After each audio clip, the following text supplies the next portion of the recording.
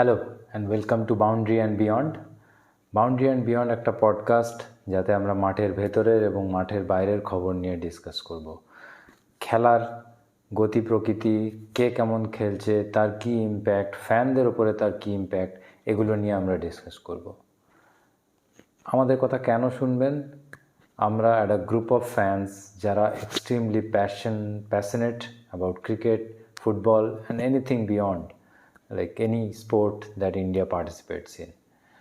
আমরা হয়তো কেউ বিশেষজ্ঞ নই, আমরা হয়তো কেউ প্রফেশনাল প্লেয়ার নই, কিন্তু আমরা এই সমস্ত খেলাগুলোকে আমাদের হৃদয় দিয়ে with our full heart support করি, আমরা ফলো করি 24/7।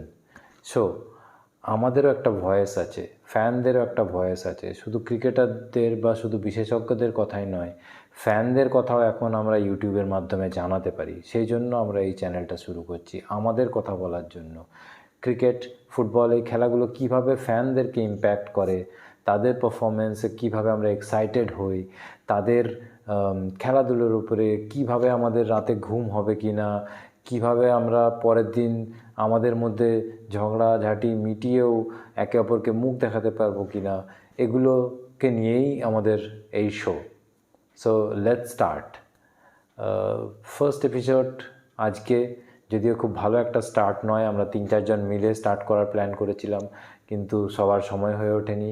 কেউ খেলা দেখতে গেছে, আপনারা জানেন এই মুহূর্তে মুম্বাই আর কেকেআর একটা ম্যাচের মধ্যে আছে, ম্যাচ ডিলেড, যার জন্য আমরা রাতে শ্যুট করা সত্ত্বেও আমরা সবাইকে একসাথে পাচ্ছি না। সো আনফর্চুনেটলি আমি একাই অ্যাজ ইউর হোস্ট স্টার্ট করছি, but let's wish us all the best. আমাদের আজকের ডিসকাশন আইপিএলের কারেন্ট স্ট্যান্ডিং। সো আইপিএল প্রায় নকআউটের আগের সপ্তাহে পৌঁছে গেছে।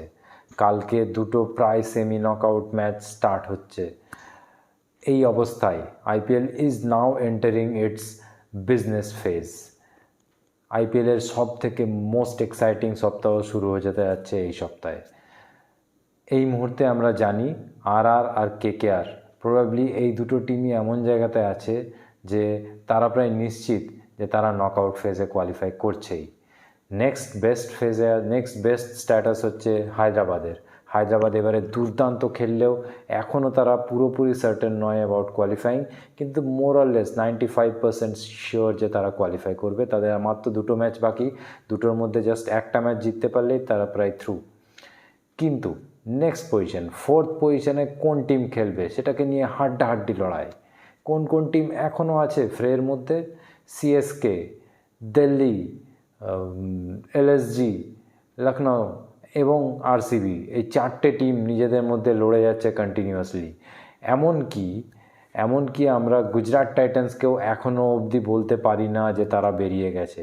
সো চারটে নয়, 5টা টিম এখনও অবধি লাস্ট পজিশনের জন্য ফাইট করে যাচ্ছে, একে অপরকে টেক্কা দিয়ে যাচ্ছে, এবং এদের মধ্যে যে কোনো টিম একটা সিগনিফিক্যান্ট চেঞ্জ ঘটাতে পারে এই টেবিলের মধ্যে কালকের মধ্যেই। সো কালকে এই 5জনের মধ্যে 4টে টিম একে অপরের সাথে খেলবে। রাজস্থান রয়্যাল খেলবে সিএসকের সাথে। রাজস্থান রয়্যালসের জন্য ম্যাচটা ততটা ইম্পর্টেন্ট না হলেও সিএসকের জন্য এটা near about do or die. সিএসকেকে এই ম্যাচটা জিততেই হবে। যদিও এই ম্যাচটা না জিতলেও তারা রান রেটের বেসিসে স্টিল একটা চান্স থাকবে, কিন্তু সেক্ষেত্রে তাদেরকে অন্যদের রেজাল্টের উপর ডিপেন্ডেন্ট হতে হবে। সিএসকে যদি নেক্সট দুটো ম্যাচ নিজেরাই জিতে যায় তাহলে তারা অটোমেটিক্যালি প্রায় 100% শিওর কোয়ালিফাই করার জন্য। সে একমাত্র এমন একটা টিম যার কোয়ালিফিকেশান সম্পূর্ণরূপে নিজেদের হাতে, সেটা হচ্ছে CSK. The next match is very exciting, RCB versus Delhi Capitals. এটা সম্পূর্ণরূপে একটা নকআউট ম্যাচের মতোই হতে যাচ্ছে। যে টিম এই দুটো ম্যাচের মধ্যে জিতবে তারা থাকবে কন্টেনশনের মধ্যে, কোয়ালিফাইং করার চান্স তাদের থাকবে। যে টিম জিততে পারবে না তাদের অবস্থা খুবই খারাপ। স্পেশালি আরসিবি যদি হেরে যায় তাহলে they are virtually out of the contention of playoffs. কিন্তু ডিসি যদি হেরেও যায় তাও তাদের কাছে একটা চান্স থাকবে, কারণ তাদের 12 ম্যাচে 12 পয়েন্ট। তাদের দুটো ম্যাচের মধ্যে যে কোনো একটা জিততে পারলে এবং রান রেট ভালো করে রাখতে পারলে অন্যদের রেজাল্টের উপরে তাদেরকে ডিপেন্ডেন্ট হতে হবে, কিন্তু still they have a chance, mathematical chance. কিন্তু আরসিবির কাছে virtually tomorrow is a knockout. কালকে আরসিবিকে জিততেই হবে। আরসিবি আমরা জানি লাস্ট 4টে ম্যাচ জিতে খুব ভালোভাবে উঠে দাঁড়িয়েছে, তারা প্রায় বেরিয়ে যাচ্ছিল নকআউটের দৌড়ের থেকে, কিন্তু এখন তারা আবার ফিরে এসেছে। Virat Kohli is a tremendous form.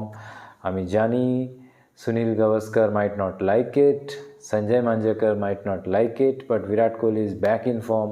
His strike rate is up again, nearly 200% in the last match. So Virat Kohli is back in form. Full RCB team is back in form. So তাদেরকে এখনই আপনারা রাইট আউট করতে পারেন না। They are still in the fray. RCB যদি কালকে জিততে পারে এবং তারপরে নেক্সট ম্যাচও জিততে পারে, আর যদি অ্যাট দ্য সেম টাইম অন্য টিমের কেউ 16 পয়েন্টে না পৌঁছাতে পারে, সেক্ষেত্রে আরসিবির রান রেট যথেষ্ট ভালো। They need to improve on the run rate. RCB সেক্ষেত্রে একটা চান্স থেকেই যাচ্ছে কোয়ালিফাই করার। সো সিএসকে কোয়ালিফাই করবে কিনা তাদের নিজেদের হাতে, কিন্তু আরসিবির কাছে একটা mathematical chance is still there. The other two teams, Delhi Capitals এবং এলএসজি লখনৌ সুপার জায়ান্টস, তাদের কাছেও কিন্তু বেশ ভালো চান্স আছে, এবং তাদের ক্ষেত্রেও সিএসকের মতোই দে আর ডিপেন্ডেন্ট অন দেমসেলভস। তারা যদি আগামী 2টো ম্যাচ নিজেরা জিততে পারে, ভালো রান রেটের সাথে জিততে পারে, তাহলে কেউ তাদেরকে আটকাতে পারবে না, তারাও কোয়ালিফাই করতে পারে। সো এই মুহূর্তে CSK, Delhi Capitals, Lucknow Super giants, they almost have 40-50% chance of qualifying to the qualification.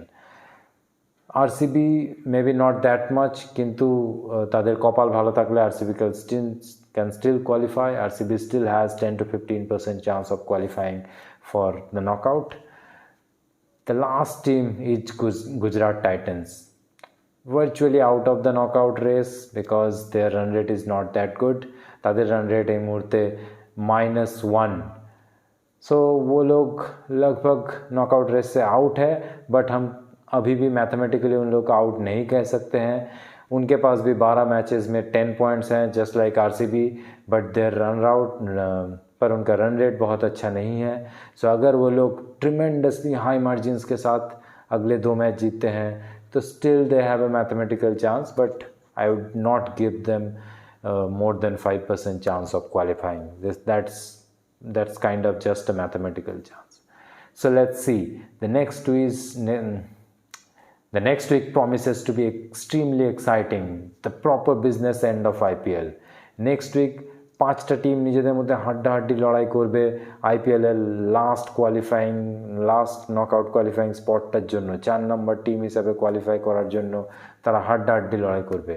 R Rajasthan Royals, KKR, Hyderabad, এই তিনটে টিম মোটামুটি নিজেদের মধ্যে ফাইট করবে যে প্রথম 1 and 2 কারা থাকবে। আর আমরা সবাই জানি first and second teams qualifying into the knockout have a huge advantage over the other 2।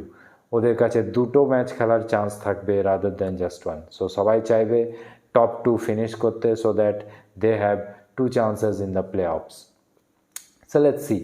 The next week promises to be extremely exciting. সাথে থাকুন, আমরা আবার আসবো আমাদের নেক্সট এপিসোড নিয়ে নেক্সট উইকে, আইপিএলের সম্পূর্ণ লেখাজোখা নিয়ে, কারা কারা উঠলো, কারা কারা প্লে অফে গেল, তাদের কাছে কী চান্সেস আছে, তাদের টিম কম্বিনেশন, এই সমস্ত কিছু নিয়ে আমরা ডিসকাস করব।